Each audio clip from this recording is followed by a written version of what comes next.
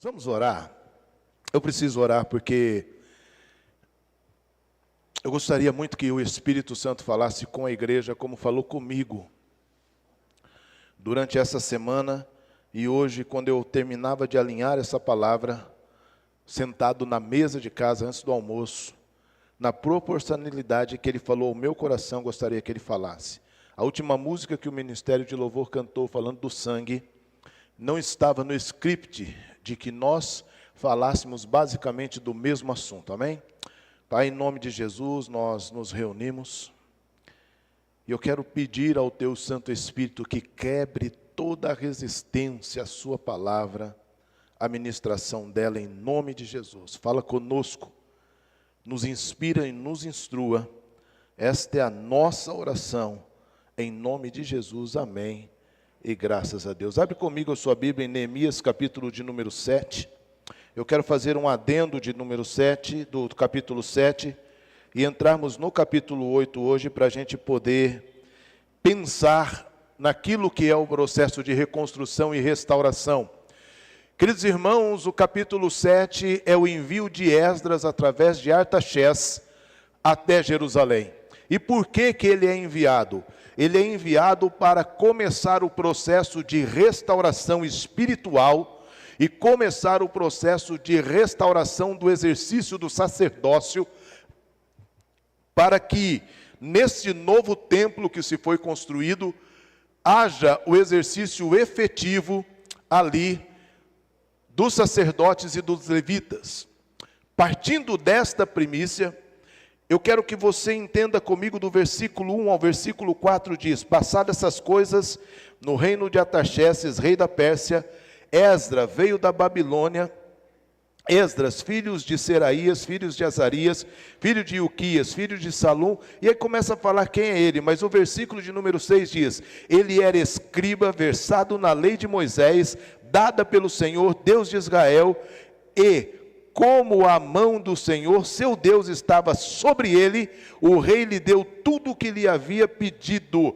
Queridos, nós vamos entender que os pedidos dele para com o rei partiam da premissa de que Deus o estava favorecendo. Às vezes nós precisamos de favores humanos, de atenção humanas para o nosso exercício diário de vida, e nós não entendemos por que algumas respostas são nãos. Porque muitas vezes a mão de Deus não está naquele negócio. Então, do versículo 1 ao 4, nós vamos entender que os muros estão prontos. Neemias começa a nomear líderes, incluindo o irmão Hanani, para cuidar da segurança, estabelecendo rígida e sólida segurança. Lembram os irmãos que eu falei nos 2 últimos cultos sobre os ataques de fora dos inimigos? Então há uma segurança rígida. Do versículo 5 ao 69 nós não vamos ler, porque aí tem genealogia. Como a maioria de nós pula genealogia quando está lendo, nós vamos pular hoje também, mas em casa você pode ler os nomes, porque se você começar a pegar as traduções dos nomes na genealogia, você encontra muita coisa boa. Eu quero rogar ao Eterno, se for da vontade dele, uma hora ministrar só sobre genealogia com vocês aqui, para a gente poder mergulhar nisso. Mas a genealogia, quando ela nos é apresentada, mostra a importância do quê? Isso mesmo, mostra a importância da organização.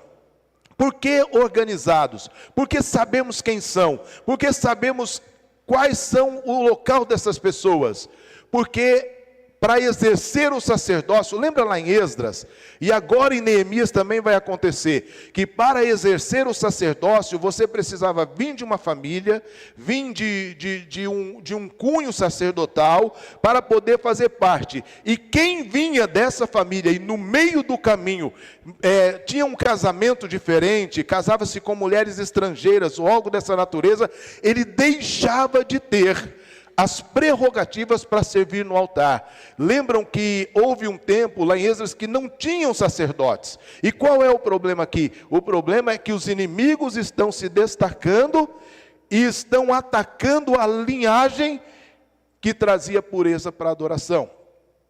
O versículo 39 ao 42 vai detalhar que os sacerdotes que retornaram dariam continuidade a tudo isso que eu falei. Então, não havia na época ainda o sacerdócio, mas quando eles fazem a genealogia, eles identificam os que estão retornando e eles continuam dando continuidade. Irmãos, existe uma coisa que nós precisamos ter claro: Deus nunca vai deixar uma igreja sem a presença de um pastor. Nunca. Quando Jesus deu à igreja, Efésios 4:11 diz que ele deu à igreja pastores. Igrejas que advogam a causa de não ter pastor estão na contramão da Bíblia e não comungam da ideia de ser igreja. É qualquer coisa menos igreja. Nós vemos isso aqui. Por que nós estamos vendo isso aqui? Porque havia uma necessidade do sacerdócio e Deus, através da genealogia, identificou os que iriam servir. E eu quero ler o versículo 73, junto com os irmãos. E quero pedir perdão porque eu li Esdras e não li Neemias, né? Muito obrigado por não terem me avisado. Irmãos, está tudo bem, eu não bebi remédio, nada, está tudo certo. Eu só li aqui, e eu peço perdão aos irmãos, que por incrível que pareça, o texto vai conectar uma mesma situação, e glória a Deus por isso. Mas o versículo 73, nós estamos agora em Neemias capítulo 7, amém? Os sacerdotes e os levitas e os porteiros e os cantores, alguns do povo, os servidores do templo e todo Israel moravam nas suas cidades. O que isso tem de relevância para cada um de nós?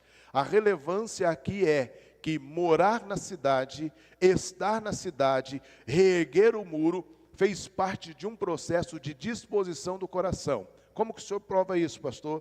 Diz assim, versículo 70 diz: alguns dos chefes das famílias contribuíram para a obra. O governador deu para o tesouro 8 quilos e 400 gramas de ouro, 50 bacias e 530, e vai falar da disposição. Então, no processo de reconstrução, o que eu aprendo no capítulo 7? Primeiro, eu preciso ter organização. Segundo, eu preciso entender princípios de hierarquias.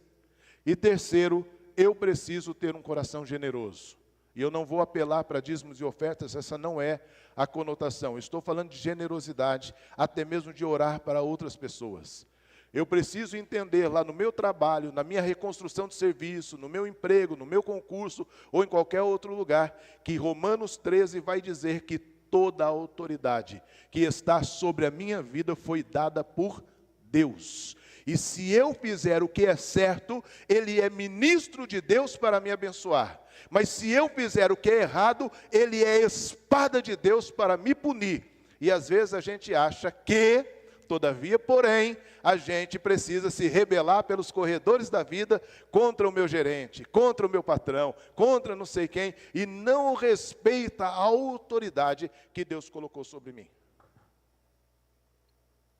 Eu espero que isso não soe ofensivo aos ouvidos dos irmãos, mas, em suma, Neemias 7 enfatiza a obra de Deus e ela requer ordem, vigilância, conhecimento da identidade espiritual e contribuição generosa, fortalecendo a comunidade antes de qualquer reforma espiritual. Um dos grandes problemas, das grandes lacunas que nós estamos enfrentando hoje no Brasil evangélico se chama identidade.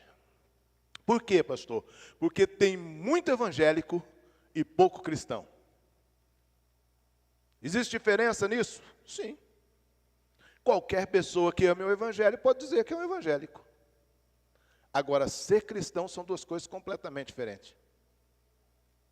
Porque ser cristão é ser, domingo passado, um pequeno Cristo. Se eu sou um pequeno Cristo, as minhas pisadas precisam ser como a de Jesus.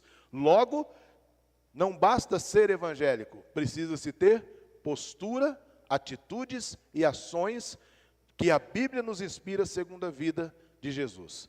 Olhando para isso, e hoje a nossa mensagem vai pairar sobre o capítulo 8, que eu gostaria muito que Deus pudesse, de fato, trazer uma revelação. Do versículo 1 seguinte, vai nos dizer assim: quando chegou o 7º mês, e os filhos de Israel já estavam morando nas suas cidades, todo o povo se reuniu como um só homem na praça, diante do portão das águas, e pediram a Esdras, o escriba, que trouxesse o livro da lei de Moisés, que o Senhor havia ordenado a Israel.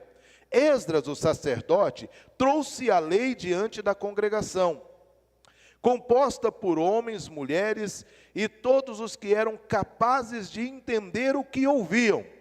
Era o 1º dia do 7º mês. Esdras leu o livro em voz alta, diante da praça que fica em frente ao portão das águas, desde o amanhecer até o meio-dia, na presença dos homens, das mulheres e dos que podiam entender. E todo o povo tinha ouvidos atentos ao livro da lei.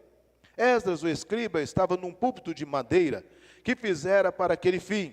Estavam em pé ao lado dele, à sua direita, Matitias, Semá, Ananias, Urias, Euquias, Massaeias, e à sua esquerda estavam Pedaías, Misael, Malquias, Rassum. Olha um nome bom para colocar no filho: Rasbadana, Zacarias e Mesulão.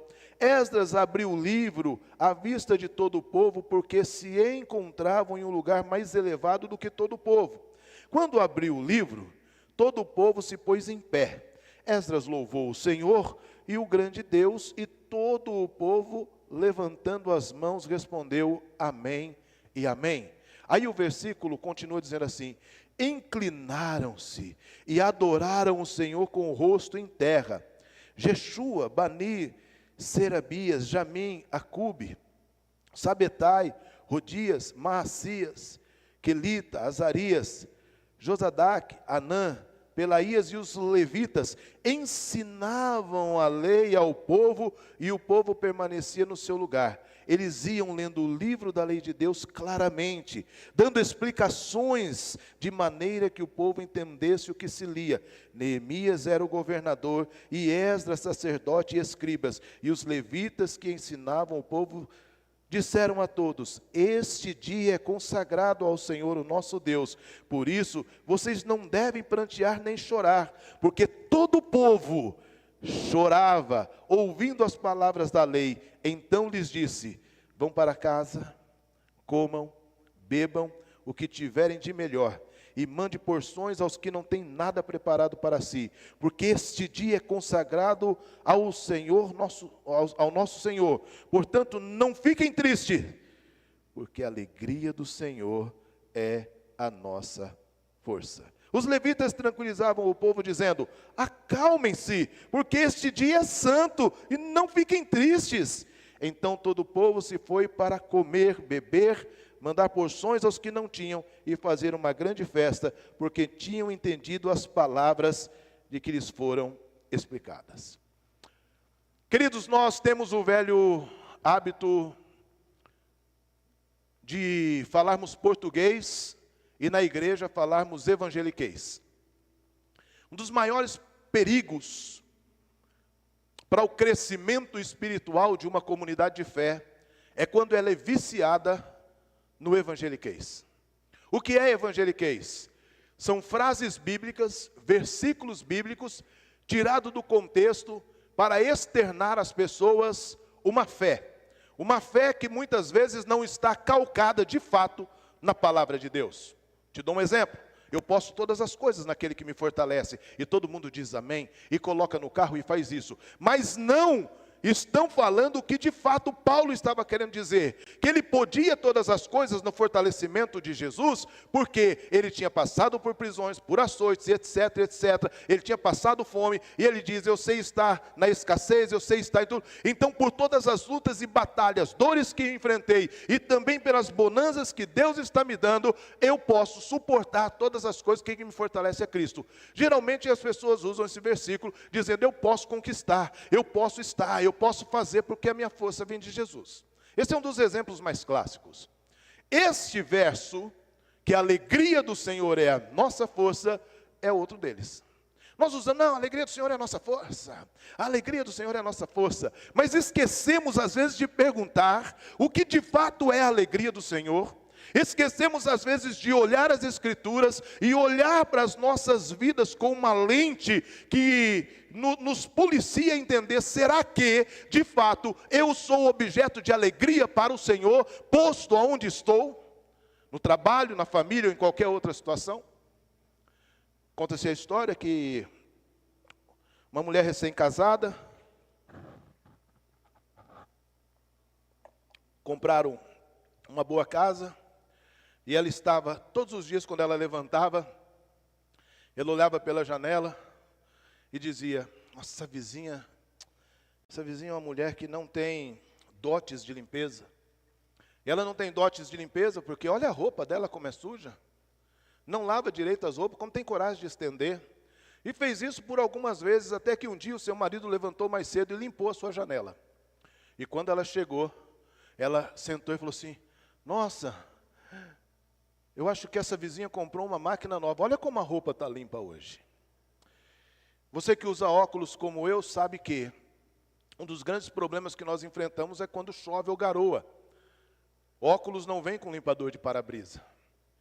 Não sei se você, como eu, de vez em quando os seus óculos estão tão sujos que você não consegue enxergar direito. Já não enxerga direito porque usa óculos. E quando o óculos está sujo, piora.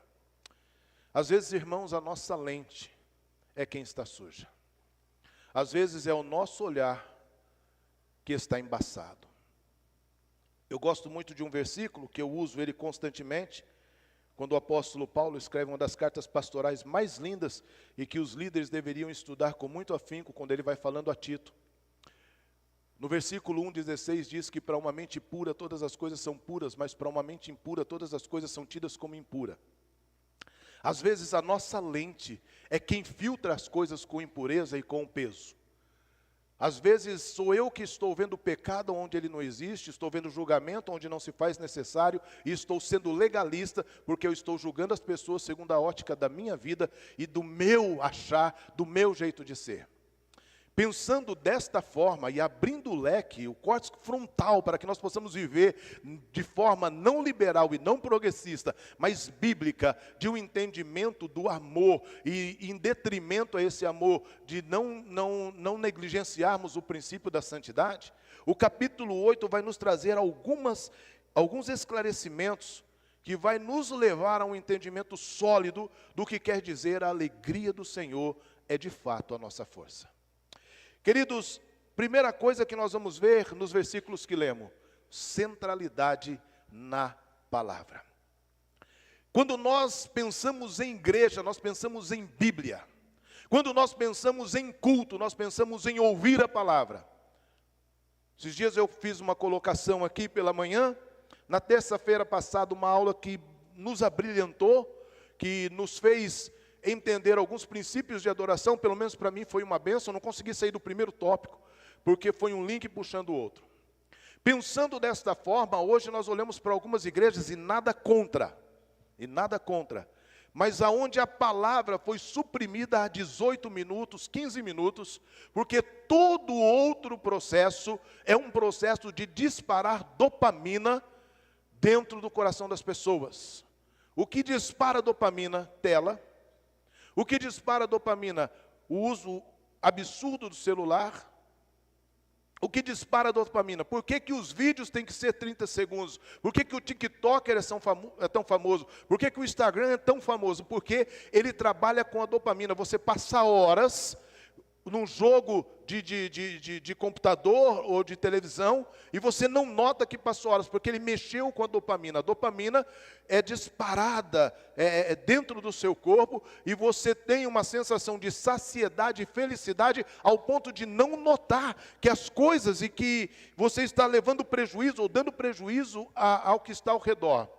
Algumas igrejas entraram por esse caminho inconscientes, por isso que eu digo que não é uma crítica contumaz, é inconsciente, porque começaram a gerar entretenimento. Nós precisamos ter evento, Nós precisamos criar o culto disso, o culto da cor tal, o culto de não sei o quê, e não é errado, fizemos o culto das nações aqui muito bem feito. Eu não estava atendendo a Junta de Missões Mundiais em Jacupiranga, mas eu recebi as informações, vi todas as coisas, vi as fotos, e glória a Deus por isso. Fazemos os cultos, nomeamos os cultos, damos o nome do culto das mulheres, o culto do amigo, isso não é errado. O problema é quando nós gerenciamos a igreja para viver apenas desse tipo de movimento, fazendo com que as pessoas venham porque tem uma festa, venham porque tem uma comida, venham porque tem isso, ou venham porque aquilo, e o objeto de adoração ao Senhor, o Rei dos Reis, o Senhor dos Senhores, aquele que é dono das nossas vidas, fica em segundo plano. Fica na prateleira de baixo, porque a centralidade da palavra é suprimida por todo o engodo do movimento que vai movimentar o culto.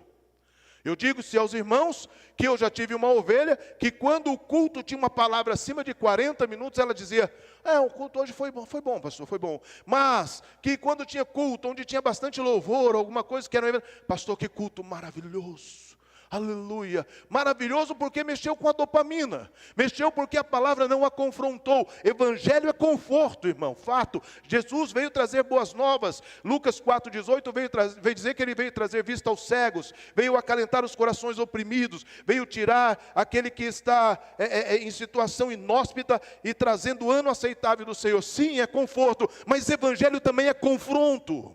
Porque o Evangelho quer nos tirar do lamaçal do pecado, como diz o Salmo 40, e colocar os nossos pés sobre uma rocha, nos nossos lábios um cântico novo. Existe muita gente sofrendo, porque vive um Evangelho de aparências, e não vive um Evangelho centralizado em Cristo, e na palavra do Senhor. Eu tenho recebido nesta igreja, convites para atender pessoas de outras igrejas. Esses dias alguém queria que nós atendêssemos para tratar de um casamento. E eu falei, Rejane, estamos à disposição, vamos atender. Tratar de casamento, nós amamos. Cuidar de casais, restauração e etc. E a pessoa abriu o coração em algumas situações para a Rejane. E aí disse, vamos marcar. A Rejane falou, vamos marcar. Quarta-feira é um dia excelente. Não, mas quarta-feira eu tenho culto na minha igreja. Aí a Rejane foi perdendo o rebolado. Então vamos marcar a qualquer hora tal. Deixou para lá e depois veio falar para mim. Eu falei, não vou atender, porque ela não é minha ovelha. Outro dia alguém chegou para mim e falou assim, eu queria estudar mais com o senhor e tal, não sei o que lá. Eu falei, legal. É porque, e falou algumas coisas, eu falei, fechou. O problema é que choca com os cultos que eu tenho. Então as pessoas estão indo às igrejas. Elas estão sentando aos bancos. Mas o Evangelho está tão confortável que ele não está ensinando mais. Em Mateus 28:19 seguinte, quando Jesus nos convida a ir, fazer discípulos de todas as nações, batizá-los em o nome do Pai, do Filho e do Espírito Santo, ele continua. Ele não é só ir e batizar as pessoas. Ele diz, ensinando a guardar todas essas coisas, então eu estarei convosco até a consumação dos séculos. Então fazer discípulos não é só batizar. Fazer discípulos não é só encher a igreja. Fazer discípulo é ensinar o Evangelho para que nós entendamos que Jesus estará conosco até a consumação dos séculos. Então, aqui do versículo 1 ao 8 diz que todo o povo se ajuntou como se fora um só homem. E se ajuntou como se fora um só homem para quê? Para ouvir a palavra de Deus, a palavra da lei. Se ajuntou para ouvir a palavra da lei. Que lei? A lei que eles tinham se esquecido quando estavam em 70 anos de cativeiro. A lei que não tinha sido aplicado na primeira leva dos que vêm com Zorobabel para a reconstrução das bases do templo. A lei que não tinha sido explicada para eles quando a segunda leva vem com Neemias e depois com Esdras e depois com Neemias para que de fato fosse reconstruída Jerusalém. Eles estavam sem balizamento espiritual, eles estavam sem norte, eles estavam sem uma palavra de destino daquilo que precisavam fazer. Foram levados cativos, por quê? Porque feriram a lei do Senhor. Foram levados cativos porque andavam fora daquilo que o Senhor tinha pedido para eles. E quando eles voltam, há uma confusão. Por que há uma confusão? Porque teve casamento misto. E o casamento misto fez com que os deuses das mulheres que casaram com os sacerdotes trouxeram costumes e hábitos. Salomão, queridos, vai se perder. A Bíblia vai dizer que Salomão, quando estava chegando no final da sua vida, ele se perdeu, ele perverteu o seu coração, porque ele deu ouvido às mulheres a qual ele tinha casado, e ele abriu altares para outros deuses que não era o Deus verdadeiro. Então, quando nós temos uma miscigenação daquilo que é santo com aquilo que é profano, geralmente o que é profano vai prevalecer. É por isso que nós não podemos abrir as portas da igreja para aquilo que nós imaginamos, não, vamos fazer isso, porque nós vamos atrair pessoas. Não, nós vamos atrair costumes e hábitos que podem ferir a integridade e a inteireza da palavra de Deus. Então esse povo está sem norte, esse povo não sabe o que fazer. Então Deus levanta o sacerdote. Queridos, poderia ser Neemias.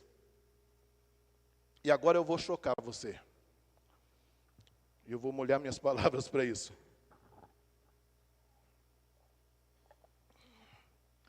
Eu não sei o que você entende, o que você pensa, ou o que você imagina sobre a política. Mas eu quero ser bem franco com você. Não existe, não existirá um governo que vai salvar a pregação do Evangelho. Não existe. Porque existem duas unções. Uma unção para governo e uma unção para sacerdócio. Não estou criticando ninguém, postura de ninguém. Mas todas as vezes que pastores se envolvem com governo, eles estão prevaricando da autoridade de serem sacerdócios. A Bíblia diz que Esdras é quem vai ler a lei, e ele dá um elenco de levitas que andam pelo meio do povo, explicando o que Esdras estava lendo.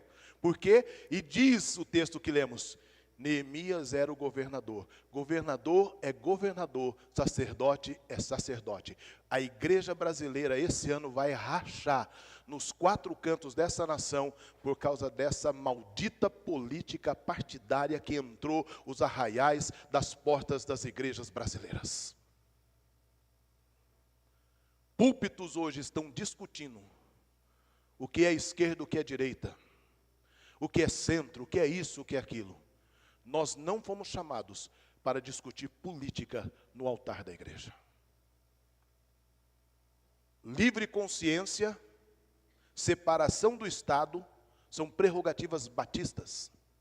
Você vota em quem você quer, você vota em quem você acha melhor, você vota em quem você entender que é bom para você, para a sua cidade ou para o seu país, como governo ou como presidente, e por favor, respeite aquele que vota contra o que você entende. Porque aqui dentro, o reino e o governo que impera é o reino dos céus e o governo de Jesus Cristo. Eu não posso divergir com o meu irmão de igreja, porque ele gosta da cor vermelha e o outro gosta da cor azul, amarelo, vermelho, cor de rosa, sei lá que cor. Porque quando a lei divina é aplicada, ela é aplicada em sacerdócio. E como professor de sociologia, eu quero lhe dizer, cadê o Fábio? Não está aqui, professor de história. A carta da proclamação da República Federativa do Brasil, de 1889, já demonstrava que o governo seria corrupto. Ponto. Nasceu corrupto. O sistema é corrupto. E nós, igreja, não entendemos isso porque não olhamos as Escrituras da forma que devemos olhar. E ficamos brigando quem é de Deus e quem não é de Deus. E que Deus tenha misericórdia da nossa nação. Que levante governadores justos para poder conduzir a nossa nação com justiça. Porque quando o justo governa, o povo se alegra. Fato é. É bíblico. Mas existe diferença entre ser pastor e ser político.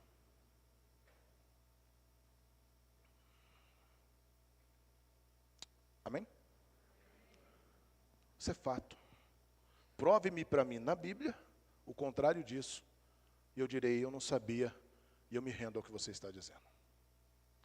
Mas aqui o que está acontecendo é que o governador entendeu que precisava ser aplicada a lei, que o povo precisava entender de fato o que era bíblico para eles na época, para que eles entendessem como nortear, como caminhar na sua vida, e a partir disso, uma reconstrução da moral, uma reconstrução da boa convivência e uma reconstrução da identidade do povo de Israel, de Jerusalém, porque o povo já não sabia nem quem era mais, porque foram 70 anos de cativeiro, e a maioria desses que lá estão, nasceram no cativeiro, eles tinham mente de escravo, tinham mente de dominação, e quando a lei é lida, os levitas vão pelo meio explicando o que estava sendo lido, e do versículo 9 ao versículo 12 nós vamos ver o impacto que a palavra de Deus pode causar no coração do homem.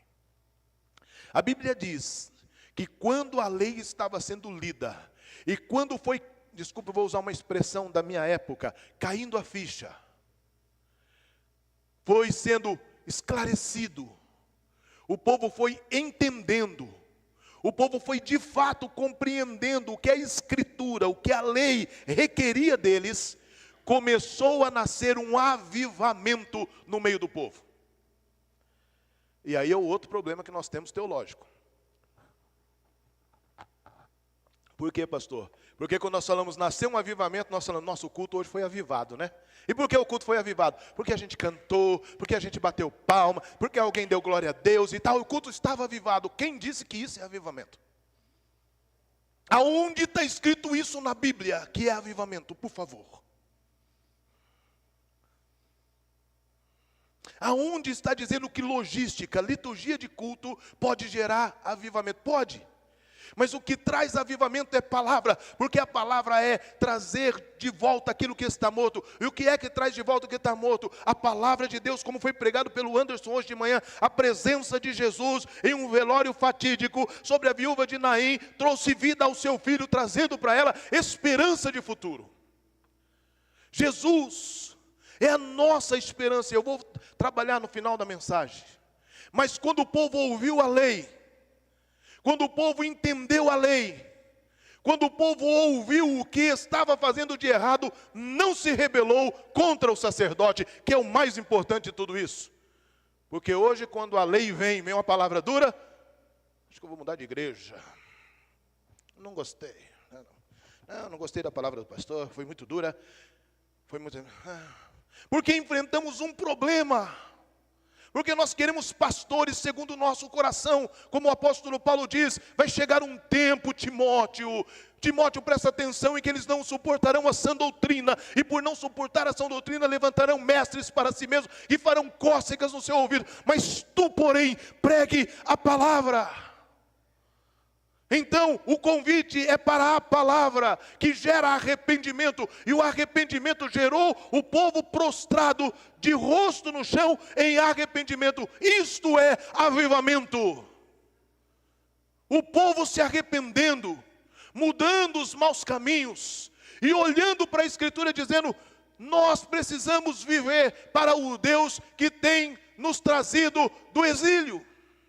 Então, a centralidade da palavra, porque a palavra traz impacto às nossas vidas. E chegamos então ao grande versículo, a alegria do Senhor é a nossa força. Porque o povo estava triste, o povo estava gemendo. Por que estavam tristes, pastor? Porque eles entenderam que estavam desobedientes a Deus. Porque entenderam que estavam fazendo as coisas erradas. Porque entenderam que precisavam mudar. Porque entenderam que precisavam de transformação. Então eles se entristeceram. Então Esdras e os levitas vão dizer, não é para ficar triste. Isso é alegria. Porque Deus se alegra quando há arrependimento. A Bíblia diz que quando um pecador se arrepende, existe o que no céu, irmãos? Quando o pecador se arrepende, o que acontece no céu? Irmãos, então quando há arrependimento, o coração de Deus se alegra. É por isso que eles dizem, não é motivo de choro, não é motivo de tristeza, não é motivo de angústia, é motivo de alegria, porque enfim, a santidade está começando a chegar entre o povo de Israel. E quando a santidade chega, Deus vai nos abençoar. É isso. Então, quando eu digo a alegria do Senhor é a nossa força, eu estou dizendo que para que Deus esteja alegre, eu preciso fazer algumas coisas que alegram o coração de Deus. Quais são elas, pastor? Reavivamento começa com a palavra. Porque nós não podemos falar no Brasil em avivamento, irmãos. Outro erro teológico. Tem muita igreja falando um avivamento. Vamos viver um avivamento. Não, um avivamento foi quando essa nação entendeu, pela chegada dos batistas, pela chegada dos presbiterianos, pela chegada dos metodistas, pela chegada dos anglicanos, pela chegada dos luteranos e de tantas igrejas missionais que chegaram no Brasil, e o evangelho foi sendo propagado. Foi quando as Assembleias de Deus, a partir de Belém, foi quando aqui o Brasil para Cristo, a partir de Manuel de Melo, na divisão com a Assembleia de Deus, mas uma divisão que levou um crescimento de arrependimento. Foi quando, queridos irmãos, dentro da igreja metodista, houve um despertamento e surgiu as igrejas avivamento bíblico. Os assembleanos, a igreja Assembleia de Deus saiu da igreja batista. Foi quando, irmãos, muitos movimentos foram surgindo, quando a presbiteriana do Brasil foi para a presbiteriana independente e depois para a presbiteriana renovada, todo o movimento, e não foi nenhum deles faccioso. Foi quando a Convenção Batista surgiu a Convenção Nacional. Houve sim desentendimento, mas nenhum faccioso, todos eles gerados porque nós chamamos de avivamento, porque mudou a liturgia, porque mudou um pouco da alegria, mas isso gerou crescimento vertiginoso do evangelho no Brasil. Então, falar em avivamento no Brasil é advogar contra a causa daqueles que plantaram e que doaram as suas vidas, missionários que vieram de todos os lugares do mundo.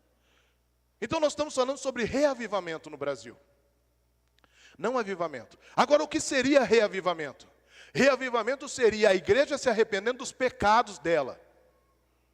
Seria os políticos que batem no peito dizendo que são crentes, não sendo o escândalo da vergonha que nós estamos vendo. Seria as igrejas que lavaram dinheiro com o Banco Master e agora o Banco Maneges que está estourando e vai estourar de novo, escandalizando o nome do meu Jesus. Reavivamento é confessar esses pecados. Reavivamento é aquele que doou milhões roubando o INSS e foi no altar de uma igreja dar testemunho que estava prosperando. É ele lá falar, eu roubei mesmo, eu estou arrependido e eu quero mudar de vida. Isso é avivamento. Não é a igreja saber que empresários são corruptos, saber que há pecado, saber que há fornicação, que há mentira, que há tanta coisa, e os pastores, em detrimento a ter a igreja cheia e o bolso mais ainda, passam a mão na cabeça desses e não pregam o tipo de evangelho que vocês estão ouvindo desde novembro do ano passado aqui. Que é o evangelho de santidade, de pureza, de retorno a princípios da palavra, elementares, de esclarecer dúvidas, de ler a lei sabiamente e trazer em nós um constrangimento ao ponto de dizermos assim, eu quero de fato me tornar um crente de verdade. Não que os irmãos não sejam, não é isso, mas é que nós podemos melhorar, nós podemos dar um upgrade, sem o balizamento da religiosidade, sem o balizamento de olharmos só para um lado e de não entendermos o que de fato é o evangelho que nos cura, que nos liberta. É de olharmos para quem chega proveniente do pecado, proveniente do erro, é daquele que chega aqui maltrapilho na sua alma, é aquele que chega com o casamento destruído, é aquele que chega com uma vida de erro, que até se desviou por um período, mas está voltando, e nós temos o abraço de podermos reinseri-lo, colocar um projeto de reinserção na sua moral, de reinserção na cultura emocional, e essa pessoa sair daquele ostracismo, daquela vida de derrota, de fracasso, de miséria, e que pelo amor e o sangue de Cristo é perdoado, e pelo amor da igreja, ele é reinserido, e ergue a sua cabeça, e vai viver uma novidade de vida, e vai viver uma vida diferente. E aquele casamento que estava destruído é reconstruído. E aquela pessoa que estava fadada e pelas nossas bocas condenada ao pecado, ao inferno, é perdoada por Jesus, e o céu lhe é garantido. Porque não existe uma alma que se arrependa, que não experimente o perdão de Cristo Jesus. Isso é evangelho. Então nós precisamos olhar para esse reavivamento, mas isso não vai começar em mudar. Vamos pintar de preto, colocar jogo de luz, fazer tudo isso. E eu não sou contra, irmãos, em nome de Jesus. Cada um faz o que quer. Mas a gente acha que fazer tudo isso vai mudar a igreja, vai trazer um monte de gente. Ai, irmão, em nome de Jesus. Para com isso. Não é mudando a igreja que vai trazer gente, é trazendo gente que a gente consegue fazer tudo que a gente planejou, assim como o Gabriel falou, com missões e com tantas outras coisas. Esse evangelho é vivo, esse evangelho é santo, esse evangelho é eficaz, mas nós precisamos abrir o nosso leque para o entendimento. Nós estamos fechados, não estou dizendo Vila Barros de forma geral. Sabe por quê? A frase de João Batista, quando ele diz assim, convém que ele cresça e que eu diminua, o contexto daquela frase é muito forte, porque os discípulos estão discutindo, e alguém chega para João Batista e diz assim, sabe aquele que o Senhor batizou? Ele está batizando gente agora, o povo está indo lá atrás dele. E João diz assim, você não entendeu que eu disse que o amigo do noivo tinha que vir antes? Porque o noivo é o dono da igreja. Aí diz assim, você não entendeu que agora é com ele? E João vai dizer assim, você não me ouviu falar sobre ele, dar testemunho dele? Porque convém que ele de fato cresça e eu diminua. O que João está dizendo é isso. O João está dizendo é que o comparativo da voz de fora, que veio comparar ele com Jesus, não atingiu o seu coração. Sabe por quê? Porque ele sabia quem era. João sabia quem era na fila do pão. Então, quando alguém veio comparar Jesus com ele, falando assim, ó, o camarada que você batizou está batizando e está crescendo, a igreja dele está crescendo mais que a sua, ele falou assim, eu não estou nem aí. Porque o que eu fiz foi apresentar ele como Salvador do mundo. Não sou eu Salvador do mundo. Irmãos, escute. Nós não estamos aqui para nos comparar com outras igrejas. Ai, porque a igreja tal está crescendo. Ai, porque a igreja tal fez isso e está crescendo. Ah, porque a igreja tal fez isso e está crescendo. E glória a Deus pelo crescimento deles. Mas nós, Igreja Batista em Vila Barros, nós estamos sendo reestruturados na palavra. Nós estamos sendo reestruturados em princípios. E nós não vamos copiar modelo de outras igrejas enquanto não tivermos a nossa identidade de fato definida. Porque senão, sabe o que nós vamos fazer? Daqui a pouco nós vamos criar, vamos começar a colocar nomes diferentes, vamos começar a pintar as coisas diferentes, vamos começar a trazer coisas para o culto diferente, e achar que isso é avivamento. Isso não é avivamento, isso é logística. Eu falei na terça-feira, irmão, a gente compra cadeira, a gente pinta o prédio, a gente melhora o prédio e diz assim, nós estamos fazendo a obra de Deus. Aonde você leu isso, pelo amor de Deus? Isso a gente faz para a gente ter conforto. A gente coloca ar-condicionado para ter conforto. A gente melhora o banco, melhora colocando uma cadeira almofadada. Em nome de Jesus, nós vamos resolver esse negócio, nós estamos orando por isso. É para ter conforto. Isso não é para a glória de Deus, isso é para mim. Para a glória de Deus é a minha vida. Para a glória de Deus é a minha entrega. Para a glória de Deus é a minha rendição à palavra. É a minha ação lá fora. Irmãos, em nome de Jesus, vida cristã não é o que a gente vive aqui no domingo em 1h30. Vida cristã é o que eu vivo de segunda a sábado lá fora, 24 horas por dia, no meu trabalho, na minha família, no meu casamento. Isso é vida cristã. Aqui é uma prática de culto em gratidão a Deus que nos deu condições de trabalho, de subsistência, de ir e vir em paz, de nenhum acidente, etc. e tal. E ainda que intempéries aconteceram, Ele nos guardou. Isso aqui é prestar adoração a Ele. Isso não é vida cristã. Vida cristã está muito além disso. Vida cristã é liberar perdão dentro do seu trabalho. Vida cristã é se submeter ao seu gerente, ao seu patrão. Vida cristã é honrar os nossos compromissos lá fora. Esse ambiente eclesiológico que nós chamamos de santo é lindo aqui dentro. Aqui dentro todos nós somos crentes. Aqui dentro não tem ninguém me fechando no trânsito. Aqui dentro não tem uma mulher me irritando. Aqui dentro não tem um marido deixando de fazer as coisas. Aqui dentro não tem um filho dando trabalho. Aqui dentro não tem isso, irmãos. Aqui dentro tudo é legal. Aqui dentro o sorriso é lindo. Aqui dentro o nosso louvor, aleluia, glória a Deus. Tudo isso é maravilhoso, mas lá fora é a nossa vida cristã. É no dia a dia. E para isso nós precisamos ser reavivados pela palavra. Irmãos, em nome de Jesus, por favor, me entenda essa noite, que eu não estou aqui te acusando de nada, eu estou aqui abrindo um leque de entendimento para vivermos um evangelho verdadeiro. Damos as sobras a Deus, as sobras da nossa finança, as sobras do nosso tempo, as migalhas daquilo que achamos que temos e queremos que Deus nos dê o melhor. Não conseguimos orar 1 hora, não conseguimos ler Bíblia, não conseguimos nem fazer a devocional direito, e queremos que as pessoas orem por nós e que Deus responda a nossa oração. Não temos, irmãos, na nossa insignificância, a gente acha que pode fazer alguma coisa para impressionar o dono do universo.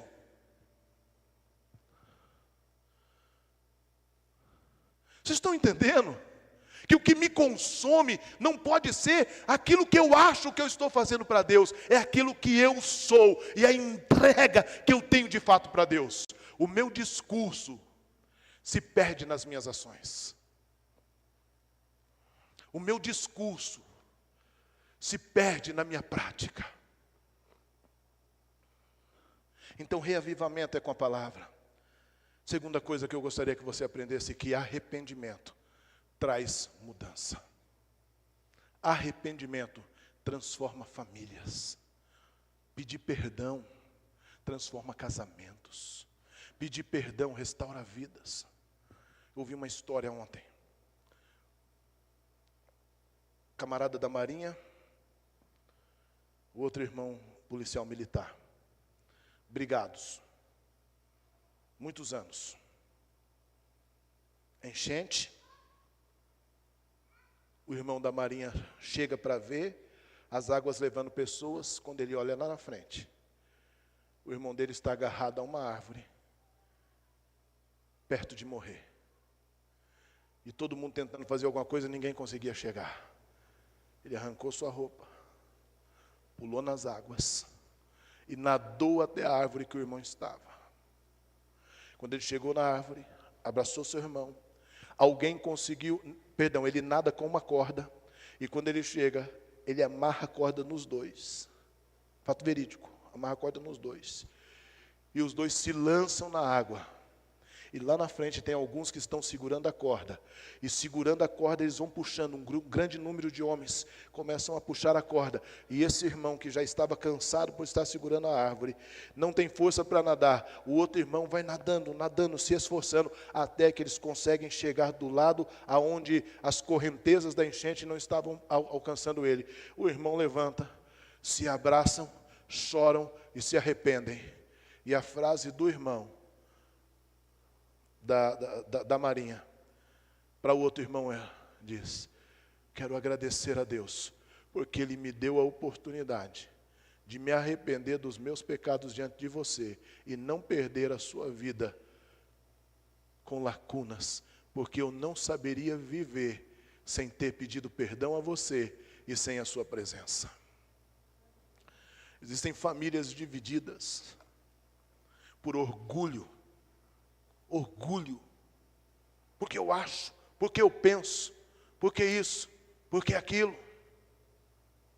Existem famílias que por orgulho não conseguem se reunir numa mesa de jantar. E entre essas famílias, pessoas vão à igreja no domingo e erguem a mão e dizem que estão adorando a Deus.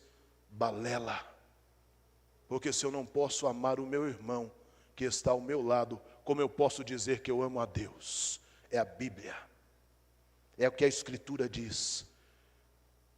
E se você tem na igreja pessoas que você chama de irmão, que você está brigado e não conversa, meu irmão, nem a sua oferta Jesus aceita. Porque Ele manda você ir reconciliar com aquele que você sabe que tem alguma coisa contra você. Não é nem você que tem contra ele, que você sabe que tem alguma coisa contra você. Ele manda você ir lá reconciliar. Reconciliamento parte do princípio de perdão. Então, reavivamento é pela palavra, reavivamento porque o arrependimento traz alegria. Estar alegre não é um fruto, embora seja um fruto do Espírito, mas é uma escolha. Eu escolho se eu quero ter uma vida de fato nos princípios bíblicos, ou eu escolho se eu quero ter uma vida de aparência e de maquiagem. Essa semana, alguém me disse: você ganhava bem no rodeio? Muito melhor. O que eu ganhava dando aula era o que eu ganharia em 1 dia e meio falando rodeios. O senhor gosta do rodeio? Amo. Se tornou esporte profissional no Brasil, a PBR. Agora, então, todo locutor de rodeio agora é locutor esportivo. Então, locutor esportivo é quem narra futebol, quem narra vôlei, quem narra corrida. Então, quem narra rodeio hoje é locutor esportivo. Seria lícito para mim estar lá, mas não me convém. Porque o ambiente é recheado de pecado. Mas o senhor ia entrar no pecado? Não, não iria. O senhor iria errar? Não, não iria. Mas as más conversações corrompem os bons costumes, é o que a minha Bíblia diz. Então, em lugar de más conversações, é lugar que eu não devo estar. Por isso, eu preciso policiar o lugar que eu estou. E o lugar que eu não estou é simples, é Bíblia. São escolhas. O que eu estou renunciando por esse Deus que eu digo que amo? O que eu estou renunciando por esse Deus que eu digo que sirvo? O que eu estou deixando para trás, de fato, por esse Deus? Porque tem gente que vive a mesma vida ou até pior. Porque a Bíblia diz que aquele que não sabia, Deus não julgará o tempo da sua falta de conhecimento, o tempo da sua ignorância. Mas aquele que muito lhe foi dado, muito dele será requerido. Então, quando eu olho para isso, eu preciso entender que a verdadeira adoração envolve celebrar, partilhar com os necessitados, mas a verdadeira adoração que alegra o coração de Deus é quando um pecador se arrepende das suas práticas. Abre comigo a sua Bíblia em Romanos capítulo 3, versículo 20. Caminhando para o final, Gabriel, por favor. Aleluia. Irmãos, em nome de Jesus, você pode até não concordar com nada do que eu falei, com nada do que eu preguei, mas a minha consciência diz, você não vai embora para casa sem essas verdades da palavra de Deus. Neemias traz Esdras, Esdras lê a lei, os levitas explicam a lei, e o povo entende que precisava de mudança, que precisava de arrependimento, que precisava de transformação. E o povo fica triste, chora por isso. Mas a visão sacerdotal diz, não é para chorar, é para se alegrar, porque a alegria do Senhor é quem vai nos fortalecer, a alegria do Senhor é quem vai nos dar uma sustância para caminharmos a segunda milha, a alegria do Senhor é quem vai nos dar força para perdoar, a alegria do Senhor é quem vai nos dar força para viver em santidade, a alegria do Senhor é quem vai nos dar força para enfrentar a enfermidade, para enfrentar o luto, para enfrentar a tristeza, para enfrentar a angústia, para enfrentar a amargura. É a alegria do Senhor quem vai me fortalecer. Sabe por que tem muita gente fraca na fé? Porque não está alegrando o Senhor, porque está triste com Deus, porque está triste com a igreja, está triste com outras coisas e não entendeu tudo que nós falamos hoje. Sabe, querido irmão, não existe lugar melhor para estar do que na igreja. E eu quero lhe fazer um pedido em nome de Jesus, não fale mal da igreja. A igreja tem um dono, o dono dela é Jesus. Não fale mal do corpo dele. Tem defeito? Tem dificuldade? Tem problema? Tem, mas pare de falar mal da igreja, pare de falar mal dos irmãos, pare, honre o Senhor e tudo que Ele fez, porque a gente aponta tanto defeito nas coisas, a gente aponta tanto defeito disso, tanto defeito daquilo, que às vezes a gente precisa pensar, se tem tanto defeito, o que eu estou fazendo aqui? Eu preciso ir embora. É como aquele menino que um dia chegou em casa e falou para o pai, pai, eu não vou na igreja não, eu não vou mais na sua igreja não. Mas por que você não vai na igreja? Pai, o senhor não gosta do pastor, porque chega aqui e o senhor fala mal do pastor. O senhor não gosta do irmão fulano, porque chega aqui e o senhor fala mal do irmão fulano. O senhor fala mal do louvor, que tocou demais ou não tocou. O senhor fala mal daquilo que mudou. O que eu vou fazer no lugar desse? Se esse lugar não serve para o senhor, o que eu vou fazer lá? Aliás, o senhor deveria não ir lá, porque se está tudo tão errado, o que o senhor está fazendo lá? Sabe, meu irmão, a gente precisa tirar a síndrome do umbigo, de achar que tudo é para mim, eu sou o centro, e é tudo para mim, tudo é em torno de mim. Não, isso aqui é dele, por ele e para ele são todas as coisas. Romanos capítulo 3, do versículo 20 seguinte, você sabe de cor isso, você estudou, você já leu, você é craque nesse negócio. Mas eu quero trazer algumas lembranças ao seu coração, para que você possa, junto comigo hoje, entender aquilo que me fez chorar na mesa da minha casa. Foi quando Deus explodiu no meu coração Romanos 3:20 hoje. Eu terminei a palavra de Neemias e terminava assim, ó. Foi nesse momento que Neemias encorajou o povo de Deus, dizendo que aquele era o dia de perdão e celebração, consagrado ao Senhor, não havia espaço para tristeza, pois a alegria do Senhor pelo arrependimento do povo iria fortalecê-los para viver uma nova época de reconstrução. E aí Deus explodiu Romanos 3, que do versículo 20 diz assim: porque ninguém será justificado diante de Deus por obras da lei, pois pela lei vem o pleno conhecimento do pecado. Vamos trabalhar devagarzinho, veja. Ninguém será justificado diante de Deus por um culto cheio de dopamina. Ninguém será justificado diante de Deus pela obra assistencial. Ninguém será justificado diante de Deus pelo que posta na internet. Ninguém será justificado diante de Deus porque o culto é mais alegre, tem cores ou tem isso. Não, ninguém. A nossa justificação é única e exclusiva pelo sangue do Cordeiro.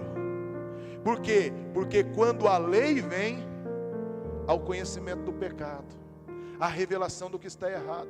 Como é que você sabe que você passou numa velocidade? Essa semana chegou uma multa, velocidade 63 no lugar de 60. É multa, porque ali tinha um radar, uma lei dizendo que eu tinha que passar a 60. Eu estou lá fazendo a conta do 20%, tá? Nós só sabemos o que é errado quando a lei vem colocada diante de nós. Nós só sabemos que aquilo não está certo quando a gente descobre. Você já estacionou o seu carro em algum lugar e alguém chegou, não pode estacionar aí não. Esses dias eu fui buscar remédio na farmácia de alto custo. E eu parei o carro, famoso, isso aí.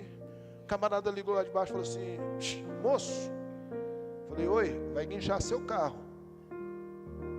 Eu olhei assim, por quê? Falou, porque todo carro que parar guincha, porque não pode parar. Olha do lado, aí eu olhei do lado, tem uma plaquinha amarela. Seu carro foi guinchado, né? Falei, eita, eu não sabia. Aí tem um estacionamento. Porque a partir do momento que eu sei parar o carro ali, é negligência. O que hoje eu conversei com vocês foi abrir o meu coração como pastor, como alguém que ama o Evangelho, imperfeito, querendo melhorar sua paternidade, querendo melhorar como marido, querendo melhorar como ser humano, querendo melhorar como pastor, errante, carente da glória, da graça, da manifestação de Deus todos os minutos da minha vida. Em todos os minutos da minha vida, não existe em mim santidade nenhuma. O que existe em mim é santificação pelo sangue dele, porque de mim eu não teria nada de bom, nem para mim, quanto mais para vocês. Quanto mais para vocês. É por isso, irmãos, que o julgamento é tirar a trave do meu olho, para depois tentar tirar o cisco do olho do irmão. O problema é que eu não tiro nem a trave do meu e quero apontar o cisco do outro. Sabe uma coisa que eu falei para alguém algumas semanas? Eu falei, tem muita gente que só vai entender perdão quando tudo aquilo que ele acusa bater na porta da casa dele. As irmãs mais antigas aqui vão saber do que eu vou falar. Lembra daquela frase? Tá pagando? Completa aí, irmã. Tá pagando o quê? A língua. Porque falou mal do fulano, falou mal do ciclano, e olha para o filho é a mesma coisa. Aí para o filho, não, porque chegou na minha casa. Para mim, a misericórdia, para os outros, o rigor da lei. Será que eu vou precisar ver um irmão meu sendo arrastado pelas correntes de águas para poder perdoar? Então o versículo 21 diz: mas agora, sem lei, a justiça de Deus se manifestou. O apóstolo Paulo está dizendo que nós não estamos na lei mosaica, mas existe a justiça de Deus se manifestando em nós agora, sendo testemunha pela lei, pelos profetas. Então peraí, nós não temos a lei de Moisés, mas a justiça de Deus é testemunha da lei. Jesus disse, eu não vim abolir a lei, eu vim cumprir a lei. É por isso que advogar o amor de Jesus, como aquele que suporta que suporta sim, mas que entende todas as coisas, sem mudança, sem arrependimento, sem saber que aquele que está em Cristo nova criatura está errado. Porque se de fato eu estou em Cristo, eu preciso ter mudança e transformação. Eu não consigo vencer o apelo da minha carne. Você está ruim de Jesus, você está ruim de Espírito Santo, você está ruim de Deus. Porque se a sua carne é mais forte do que isso, você precisa ler Bíblia, orar e se dedicar a Deus. Porque se a sua carne está te vencendo, meu irmão, desculpe, você só está passeando na igreja. Pode doer o que eu estou te falando, mas é verdade. É por isso que tem muita gente que nunca se batizou, só tomou banho, porque nunca mudou de vida. Porque para mim batismo sempre foi assim, até aqui eu vim assim. A partir de agora, eu estou fazendo uma profissão de fé, viva, santa e eficaz, de que eu estou morrendo e nascendo de novo, que é isso que significa o batismo. Então eu preciso ter uma nova vida. Mas o versículo 22 vai dizer: é a justiça de Deus mediante a fé em Jesus Cristo para todos e sobre todos os que creem, porque não há distinção. Gente, para todos, o apóstolo Paulo está dizendo aos romanos aqui, não é só para os judeus, é para todos os que creem. Todos aqui está falando, irmão, daquele pecador que dança funk, daquele, desculpe quem tem tatuagem, não é expressão pejorativa, daquele tatuado que você acha que nunca vai para o céu porque fez uma tatuagem. Porque lá em Levítico está escrito, mas aqui está dizendo que a lei é outra história. E às vezes aquele que errou, aquele que estava pecando, ele veio arrependido e se torna melhor do que o religioso que está dentro do nosso arraial apontando o dedo. Queridos irmãos, quando a lei vem para nós, é para abrir o nosso coração em arrependimento. E aí o versículo que nós amamos, adoramos os outros, porque todos pecaram e carecem da glória de Deus, sendo justificados gratuitamente por sua graça, mediante a redenção que há em Cristo Jesus. A redenção é para todo mundo. Foi o que o povo em Esdras, sem entender nada de Jesus, porque não tinha, entendeu? A palavra é quem redime o homem e leva o homem ao arrependimento. Foi o que o povo fez, por isso o povo começou a chorar. Isso não era tristeza, isso era o quê? Alegria, porque haveria mudança. Então a alegria do Senhor é a nossa força. Quando o versículo de número 25 diz: a quem Deus apresentou como propiciação no seu sangue mediante a fé. Deus fez isso para manifestar a sua justiça por Ele, na sua tolerância, deixando impunes os pecados anteriormente cometidos. O que é isso? Quando eu me arrependo, tudo que eu fiz de pecado, Deus perdoa. Estão entendendo, irmãos? Aí a gente fica apontando o dedo, fulano era assim, Beltrano era assim, Beltrano era assado. Lógico que era tudo estragado. Todos pecaram, estavam carentes da glória de Deus. Quando ela se manifestou, Jesus lavou tudo isso com sangue. Para de viver do passado. Continuando, oh meu Deus, é demais isso aqui. Tendo em vista a manifestação da sua justiça no tempo presente, hoje, a fim de que o próprio Deus seja justo e justificador. Aqui eu quero fechar com chave de ouro, porque isso aqui explodiu no meu coração. Daquele que tem fé em... Irmão, então quando realmente descobrimos que somente o sangue de Jesus é suficiente para nos perdoar, e quem convence o homem do pecado, da justiça e do juízo é o Espírito Santo, a gente vai tentar parar de querer mudar os outros. E a gente vai olhar para nós e tentar mudar nós. Porque salvação individual, eu prego o Evangelho, eu posso dar conselho, mas é o Espírito Santo quem vai mudar a pessoa. E quem vai justificar é o sangue, através da fé em Jesus.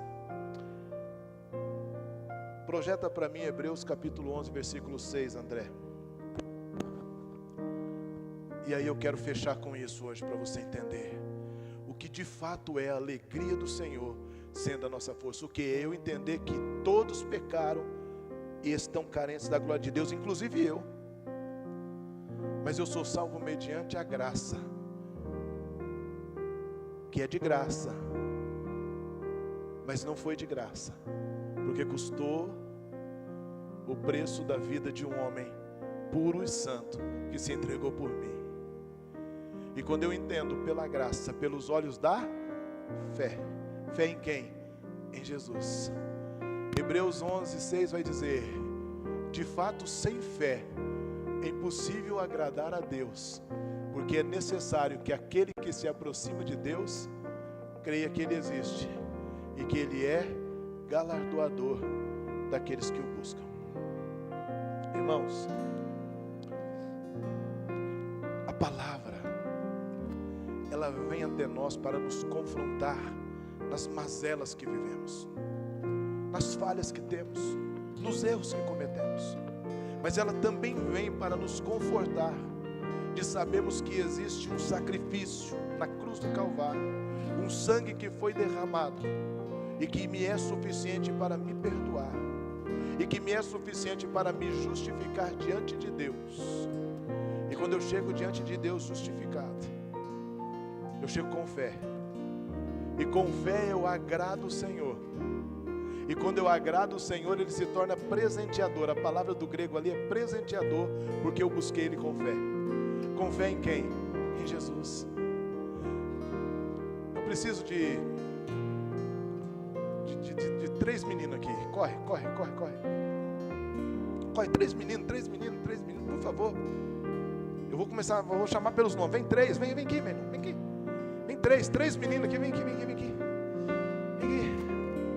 Eu preciso apresentar isso para vocês, vem aqui. Mais 2, cadê outros 2? Vem cá, olha aqui. Eu quero representar isso para você poder entender. Vem aqui. Você vai ficar aqui, ó. Você vai ser Jesus aqui, ó, vem aqui. Esse camarada aqui é um pecador. É só apresentação, tá? Você vai representar Jesus. Eu preciso de mais alguém aqui. Não vem não para você ver. Fica aqui. Esse aqui vai fazer o papel do acusador.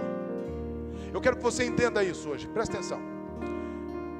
Eu vou fazer, queridos, pelo amor de Deus, cuidado. Eu vou fazer o papel de Deus. Eu sou o juiz. Eu estou aqui julgando. Eu estou julgando ele. Eu tenho um advogado de acusação, e eu tenho um advogado de defesa.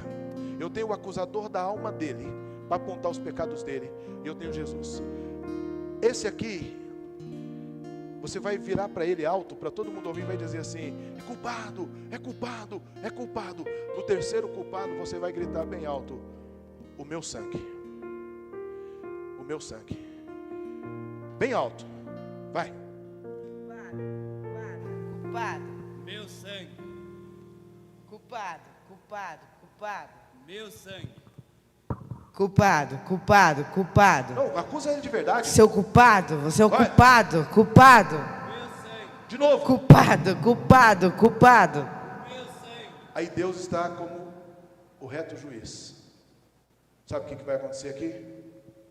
Deus vai olhar para ele, vai ouvir todas as acusações do acusador, mas vai olhar para ele, Jesus, o Salvador.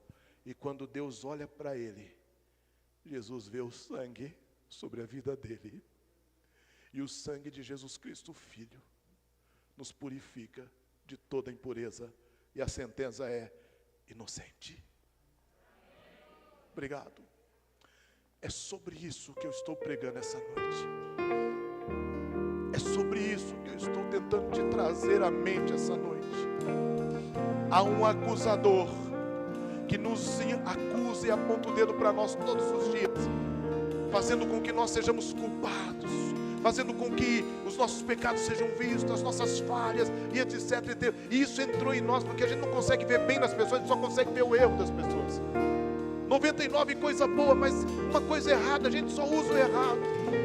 Isso acontece entre pais e filhos, acontece entre maridos, acontece na igreja. E a gente se esquece de que quando ele põe o joelho, porque a palavra, a lei foi lida, e ele entendeu que estava errado, e ele diz: Senhor, eu entendi, me perdoa. O filho fica em pé do lado do pai e diz assim: o meu sangue sobre ele. E aí o sangue purifica, santifica, perdoa, limpa, lava e o faz mais alvo do que a neve. E Deus olha para ele e diz: sois inocente. E por isso Deus se alegra com arrependimento. E a alegria do Senhor é a nossa força. E aí nós nos aproximamos dele com fé. E porque temos fé em Jesus, alegramos o coração de Deus. E porque alegramos o coração de Deus, Ele responde às nossas orações, se tornando galardoador daqueles que o buscam. Fique em pé e vamos adorar a esse Deus. Aleluia.